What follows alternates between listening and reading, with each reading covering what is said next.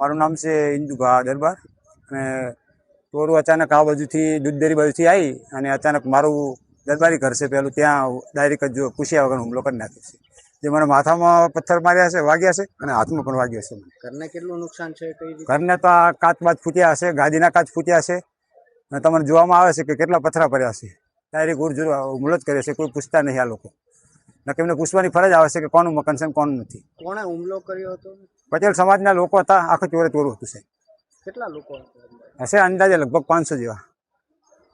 શું માંગ તમે પણ માંગ શું કરો છો?